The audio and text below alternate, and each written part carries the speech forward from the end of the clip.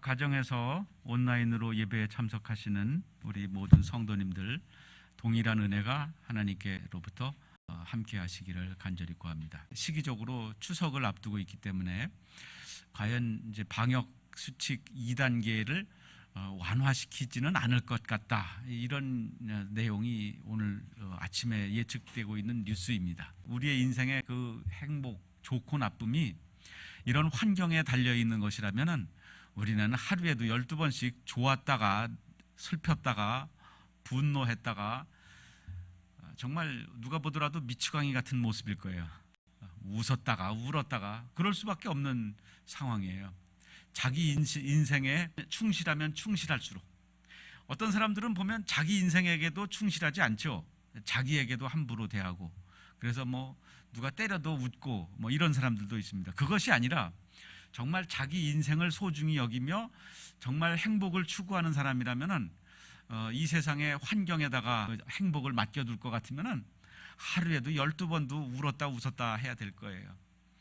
우리가 이제 이 코로나 상황에다가 우리의 행복을 의지하지 말고 하나님이 영원히 변치 않으시기 때문에 우리는 하나님이 어떠하심과 하나님이 변함없으심과 하나님의 그 우리에 대한 특별하신 사랑에 대해서 우리의 행복을 걸어놓고 있어야 비가 와도 흔들리지 않고 바람 불어도 흔들리지 않는 그런 행복이 될 줄로 믿습니다.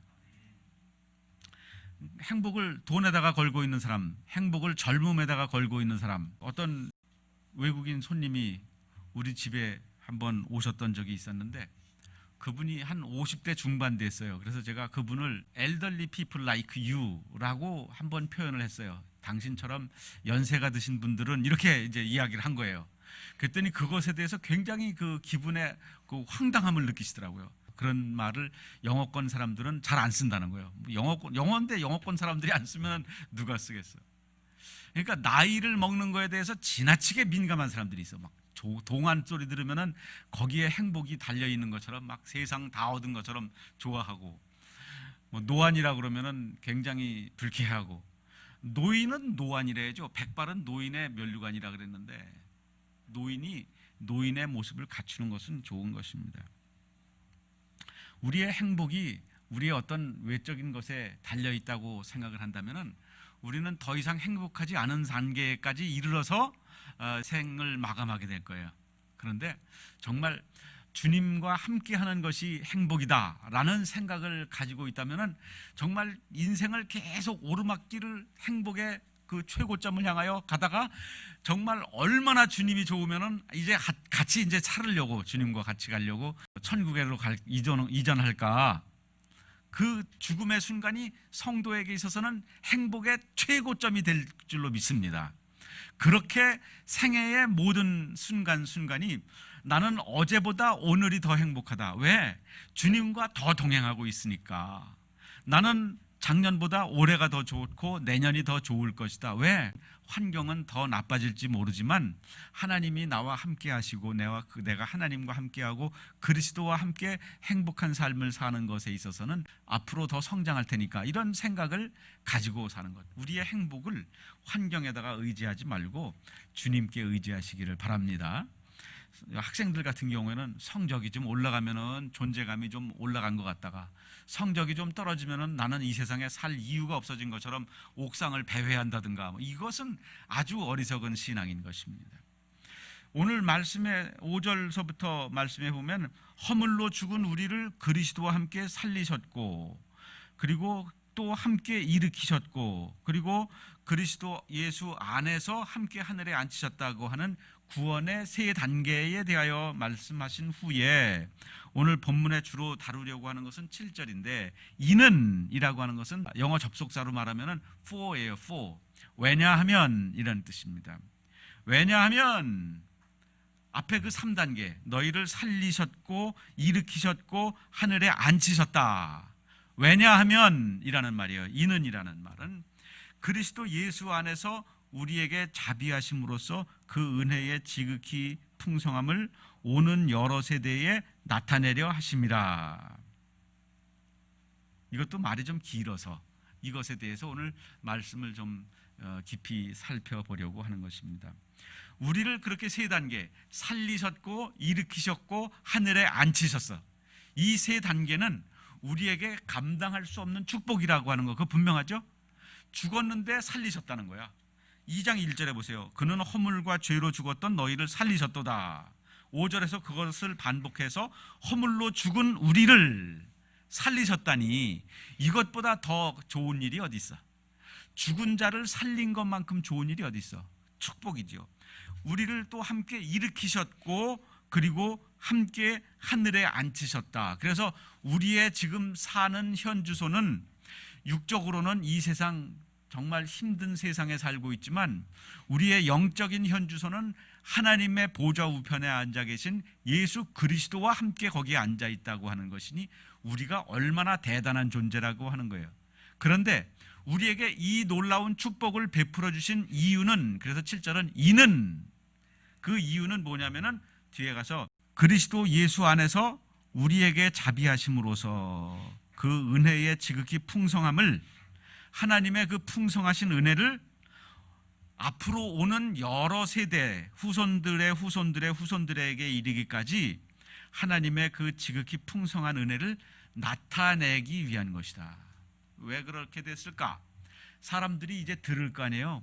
옛날에 그 한반도에 어떤 인류가 살았는데 그 유적을 보니까 웬 그렇게 성경책이 많이 나오고 교회가 많이 나오고 그렇게 기독교 유품들이 많이 나오는 것을 보니 그 시대 사람들은 여러 가지 유물이나 기록으로 볼 때 하나님을 섬겼던 것이 분명하다. 예수 그리스도를 섬겼던 것이 분명하다. 아, 그래서 이 사람들이 이렇게 높은 문명을 이루고 살았구나. 그래서 이 사람들이 이렇게 모두 다 행복한 삶을 살았구나. 모든 위험으로부터 하나님이 지켜주셨구나. 이런 것들을 후대 사람들이 보게 될 거라 이거예요. 그러니까 하나님의 그 은혜가 얼마나 큰 은혜를 우리에게 베풀어 주셨는지를 다음 세대 후에도 모든 사람들이 알게 될 것이라고요. 물론 그 전에 주님 다시 오시겠지만 그 후손들에게까지 하나님께서 그 복을 깨닫게 하시겠다고 하는 것입니다. 그래서 어째서 하나님이 이 모든 일을 행하셨을까? 하나님의 영광을 나타내기 위해서, 하나님이 찬양받기 위해서 이 일을 하신 거예요. 1장 12절에도 보면은 그 이 모든 축복을 우리에게 주셨는데 이는, 그러죠. 여기도 1장 12절에도 보면은 이는, 그렇게 하신 이유는 우리가 그리스도 안에서 전부터 바라던 그의 영광의 찬송이 되게 하려 하심이라, 이거죠. 하나님이 우리를 구원하신 목적은 하나님의 영광을 나타내기 위하신 거예요.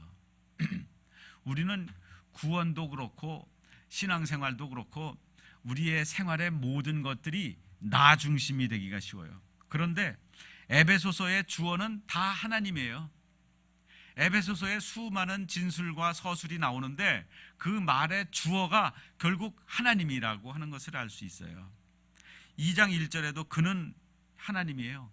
허물과 죄로 죽었던 너희를 살리셨다. 살리신 그 주체가 누구냐? 하나님이에요. 누구를 살리셨어? 그 객체가 누구야? 우리를 살리셨어. 우리의 상태가 어땠는데? 허물과 죄 때문에 죽은 상태였어. 우리는 영적으로 죽은 상태예요. 하나님의 은혜를 받을 수 없는, 자격 없는 존재들이었어요.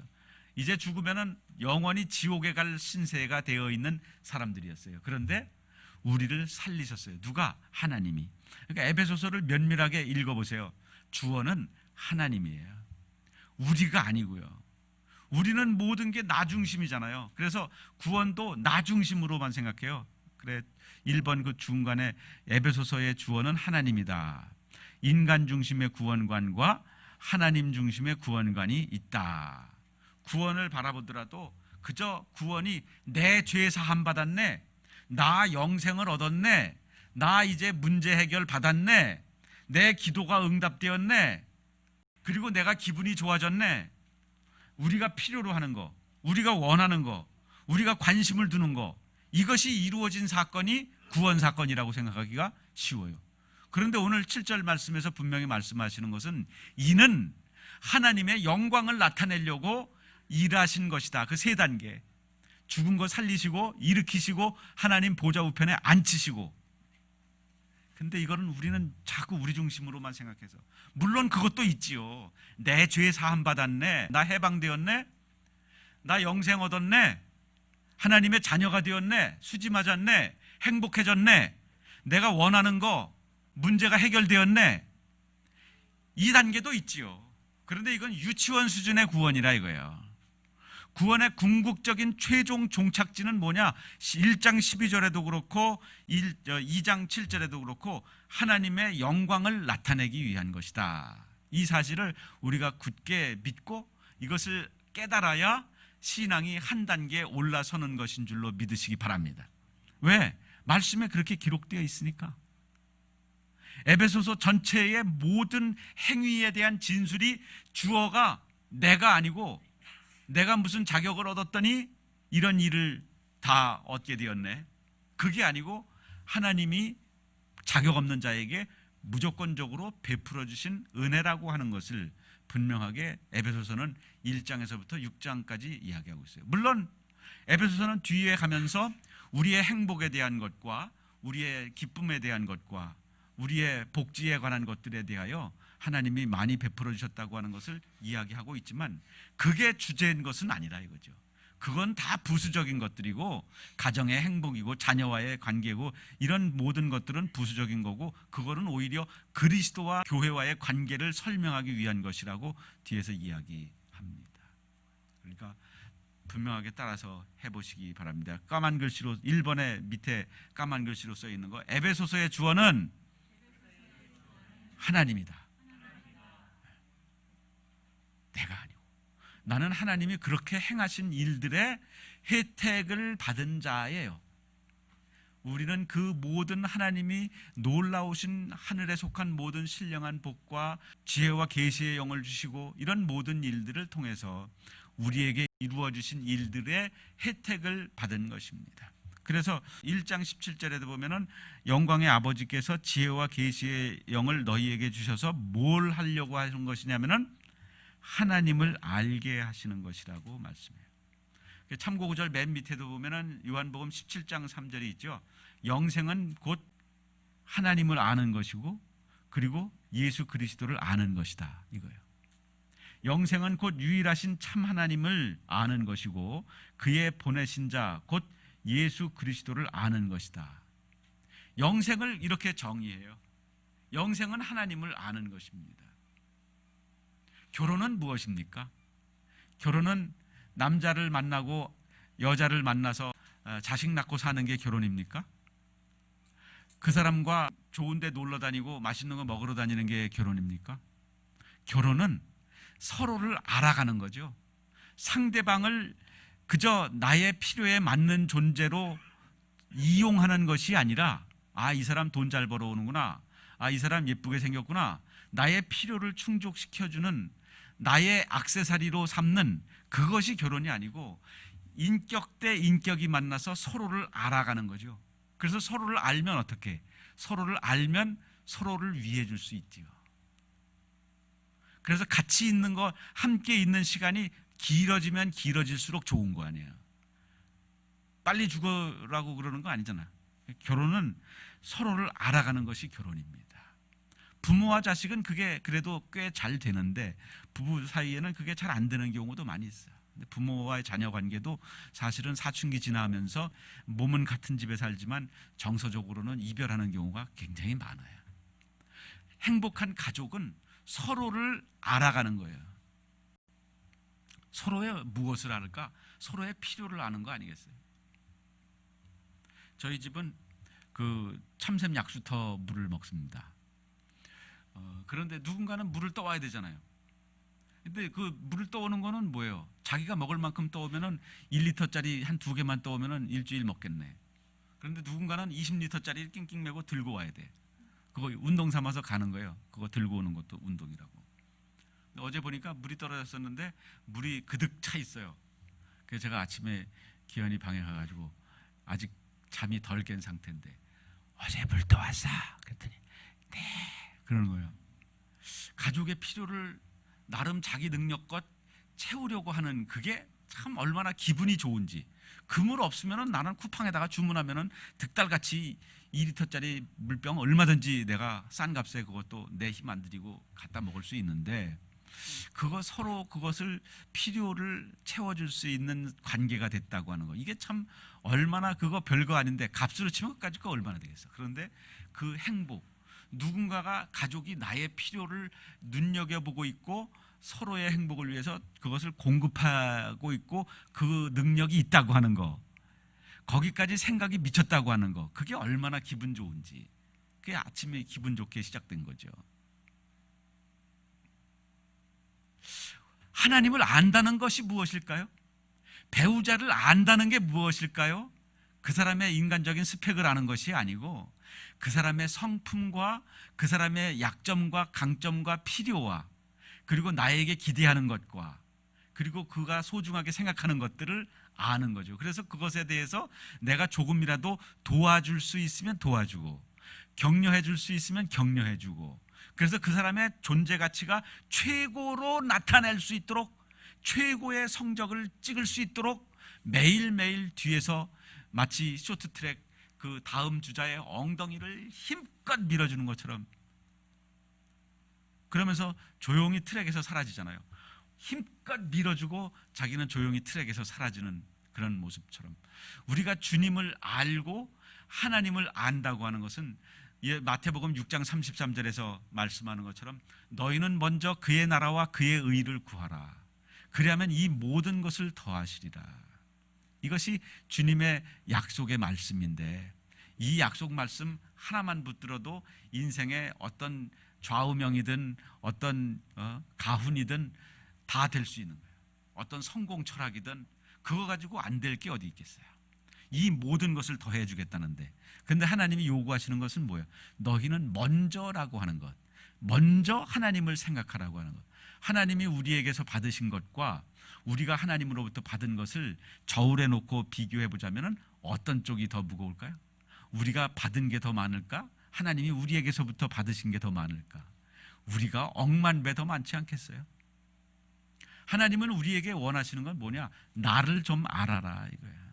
그래서 에베소서의 주어가 하나님이라고 하는 사실은 우리에게 말해주고 있는 것이 참 많은데, 하나님 중심의 구원관을 가지라는 거예요. 심지어 구원조차도 내 문제가 해결되었네, 나는 해방되었네, 나는 영생을 얻었네, 이 차원에만 머물지 말고 이제 이 구원을 통해서 하나님이 7절에서 말씀하시는 것은 이는 하나님의 은혜가 얼마나 큰 것인지를 오고 오는 세대에게 알리기 위함이다. 그것은 달리 말하면 1장 12절과 같은 거죠. 하나님의 영광을 위한 것이다. 그러니까 성도가 이 세상에서 찬송하는 거, 하나님을 높여드리는 거, 이것만큼 귀한 일은 없어요.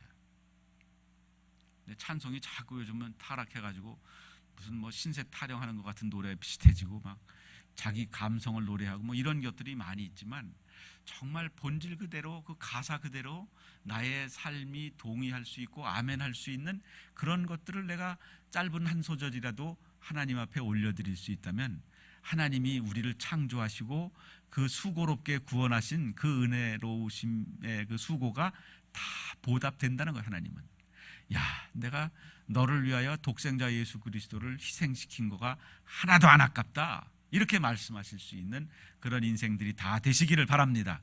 아멘, 할렐루야. 너무 간단해. 우리는 신앙생활 잘하려고 너무 허튼 짓을 많이 해.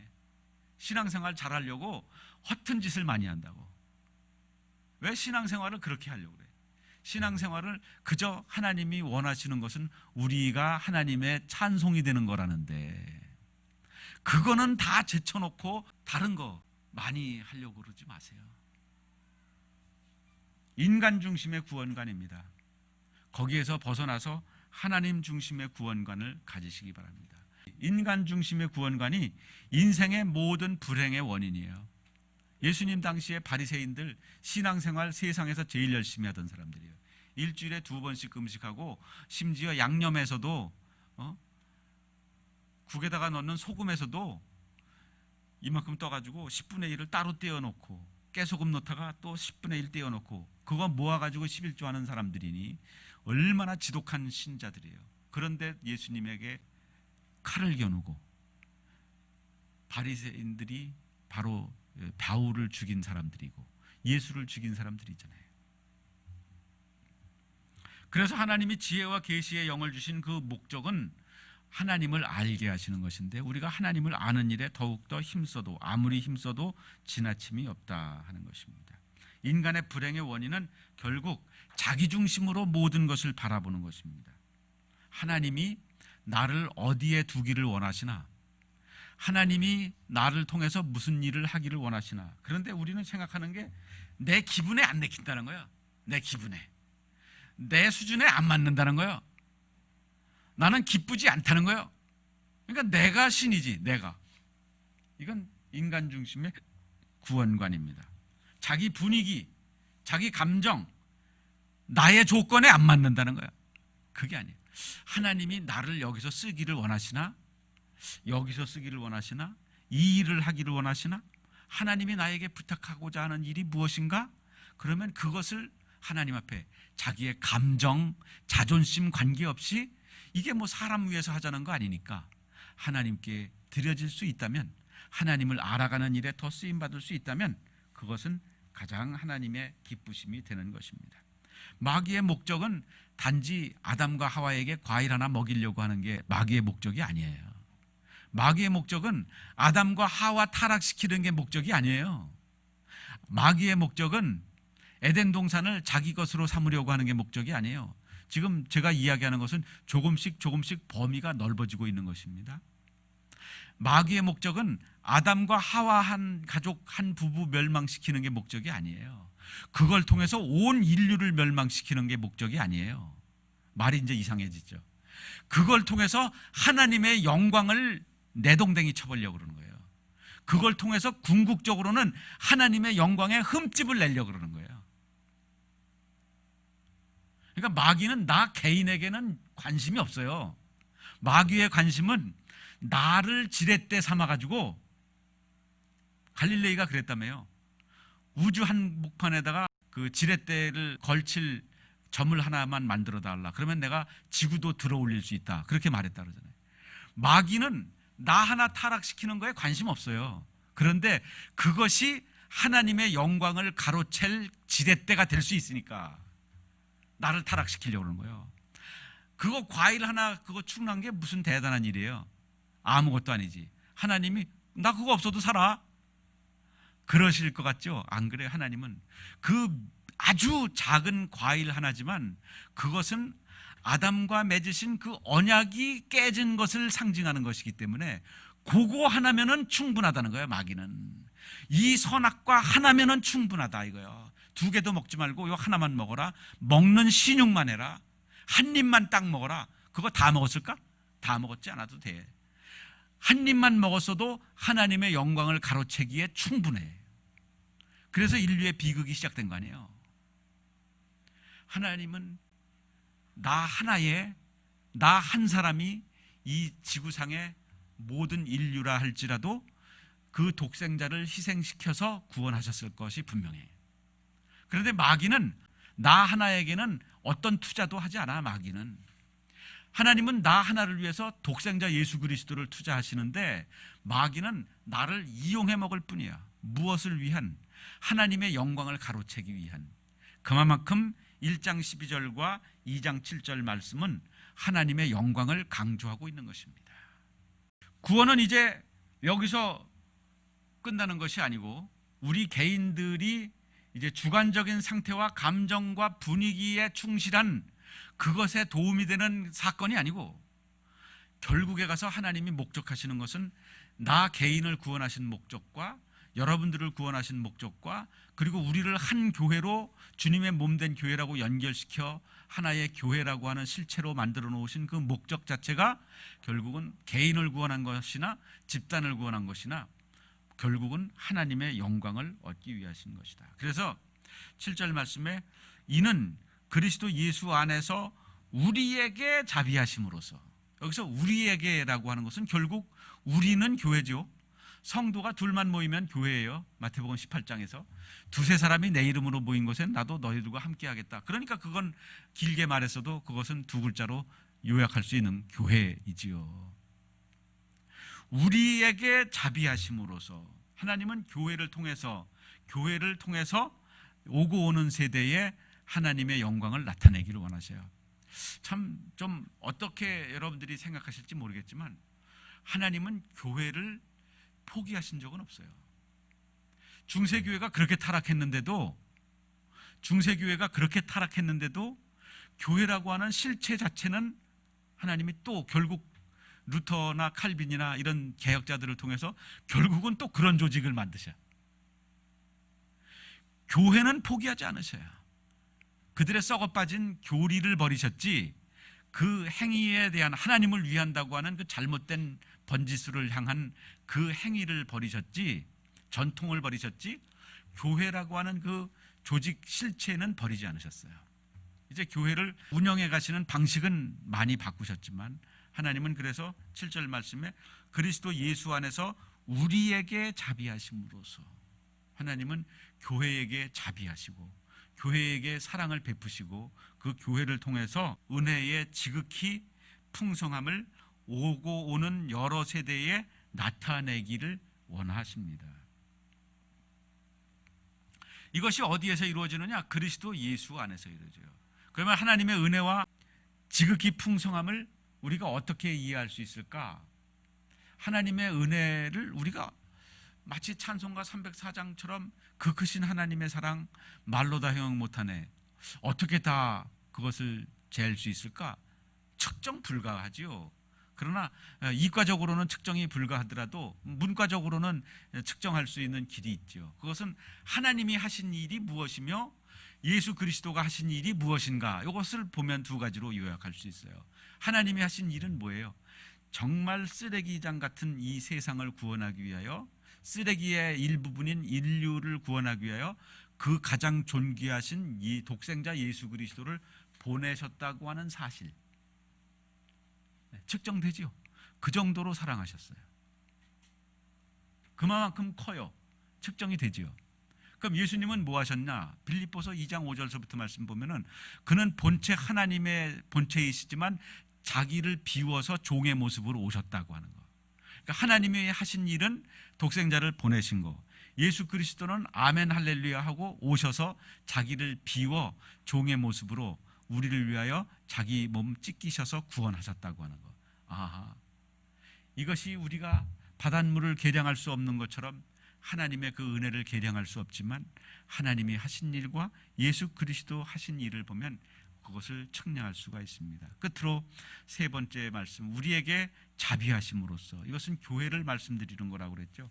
요한계시록 7장에 보면은 정말 이 마지막 날에 아름다운 천상 교회의 모습을 말씀하고 있어요. 계시록 7장 9절에 사도 요한이 한 환상을 보았습니다. 이 일 후에 내가 보니 각 나라와 족속과 백성과 방언에서 아무라도 능히 셀 수 없는 큰 무리가 흰 옷을 입고 손에 종려 가지를 들고 보좌 앞과 어린 양 앞에 서서 큰 소리로 외쳐 가로되 구원하심이 보좌에 앉으신 우리 하나님과 어린 양에게 있도다. 찬양을 하는 거예요. 이 찬양이 정말 얼마나 영광스럽고 아름답고 행복할까.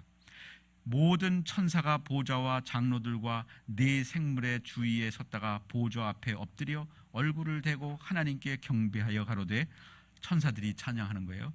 아멘. 찬송과 영광과 지혜와 감사와 존귀와 능력과 힘이 우리 하나님께 세세토록 있을지로다. 아멘 하더라. 그때 13절에 보면 장로 중에 하나가 응답하여 내게 이르되 이 흰옷 입은 사람들이 누구며 또 어디서 왔느냐 물었습니다. 그때 내가 말하기를 내 주여 당신이 아나이다. 그때 그가 나에게 이르시되, 주님이 이제 이 질문에, 장로의 질문에 대답하는 것입니다.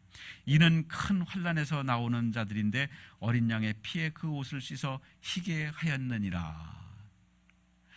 그 천상에 있는 그 장로 한 사람이 이 흰옷 입은 자들이 누구냐라고 물었어요. 그 찬양의 아름다움을 보고. 그랬더니 주님이 대답하시기를 이는 큰 환난에서 나오는 자들인데 어린 양의 피에 그 옷을 씻어 희게 하였느니라. 우리들을 향하여 주님이 우리를 그 천상에 있는 천사들과 장로들에게 소개하시는 말씀이에요. 참 이 영광스러운 예배의 자리, 우리가 이 세상에서부터 우리는 주님의 교회로서의 기능을, 하나님의 영광을 찬양하는 교회로서의 기능을, 그 찬양을 세상 가운데 드러내는 기능을, 그 역할을 위하여 부르심을 받고 오늘도 우리는 하루하루를 살아가고 있습니다. 아무쪼록 우리가 기억해야 할 것은 하나님이 왜 이렇게 세 단계의 일을, 구원을 이루셨나? 우리를 죽은 자 가운데서 살리시고 우리를 일으키시고 보좌에 예수 그리스도와 함께 앉히셨다고 하는데, 하나님은 이 일을 왜 하셨나? 그 이름의 영광의 찬양이 되게 하기 위하여. 우리에게 하나님이 하신 일을 통해서 사람들이, 심지어 마귀조차도 야, 하나님이 인간들을 저렇게까지 사랑하셨구나 라고 하는 것을 인정하도록, 깨닫도록 모든 생명체들이 하나님을 찬양하도록 하나님께서 지으셨습니다. 마귀는 우리에게로부터 하나님의 영광을 나타내지 못하도록 빼앗아가려고 부단히 애쓰고 있습니다. 이제 이 천상예배 계시록 7장의 말씀과 같이 정말 어린 양의 피로 씻어 희게 되었느니라, 주님께서 우리를 소개하시는 그 모습처럼 찬양의 사명을 잘 감당하시고 하나님의 영광을 잘 드러내는 행복한 인생들을 다 되시고 하나님을 더 깊이 알아가시는 우리 모든 성도님들과 우리 교회 되기를 간절히 축복합니다.